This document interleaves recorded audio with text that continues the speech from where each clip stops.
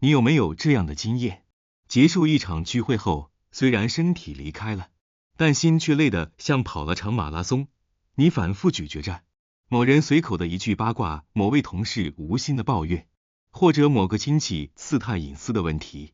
你懊恼自己当时为什么要接话，为什么要解释，为什么要努力让气氛不尴尬。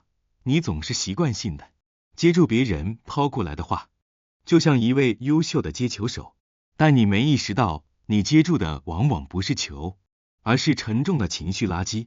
越来越多人有一个共同的疲惫，不是累于工作，而是累于回应别人。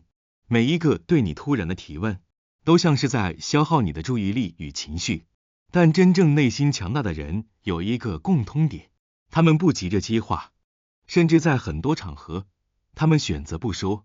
沉默不是冷淡，而是他们最强大的底气。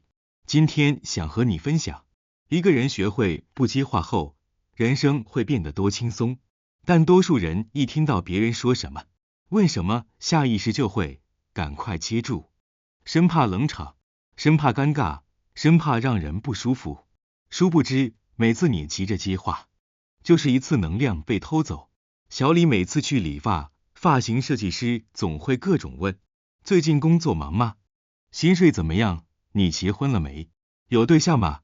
他每次都礼貌回答，但理完发，他都觉得自己像是被问话问到虚脱。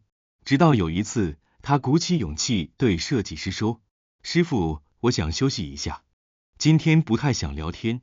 对方愣了一秒，然后笑了一下说：好，那你放松。结果整整30分钟，他第一次觉得剪发是种享受。那一刻他理解，你有权选择不回应，你不需要时时刻刻扮演好相处的人。很多人以为沉默是没有能力回应，其实刚好相反，沉得住气的人通常脑袋最清楚，他们知道不是每一句话都值得你接，不是每一个情绪都值得你背。小云性格温和好相处，办公室常有人找他吐苦水说：我主管又骂我了，今天心情好差，你知道吗？你觉得我是不是运气特别差？本来他会耐心回应，结果回到家后，自己反而比对方还累。有一天，他的好友看他气色不好，问他怎么了，他说了后，好友只回一句话：别当别人的情绪垃圾桶。从那天起，他开始练习，有人抱怨时，他不急着安慰；有人激动时，他不急着附和。他很简单说：我懂，我了解。神奇的是，抱怨他的人越来越少，真正需要帮忙的人反而会更尊重他。不接话让他的生活前进了一半。聪明的人知道，话语不是用来证明自己的工具，而是用来筛选关系的滤网。越会尊重界限的人，越懂得沉默的威力，因为沉默会让人意识到，你不是软柿子，不是谁都能推着走。一次家庭聚会，亲戚问阿哲：你现在薪水多少？有没有准备买房？你跟女朋友什么时候结婚？全家人都看着他，等他回答。阿哲只淡淡的笑了一下，拿起手机回讯息，完全不打算接话。沉默了10秒后，问话的亲戚反而觉得尴尬，笑住岔开话题的说：最近天气变冷哦。这就是沉默的力量，你越不回应，那些冒犯的问题越无趣。当你决定不回应时，你需要优雅的关闭话题，避免让自己显得冷漠或敌对。越成熟的人，越少主动去证明什么，也越不需要用言语来维持存在感，因为他们知道，回应别人是要花能量的，而能量是要留给重要事情的。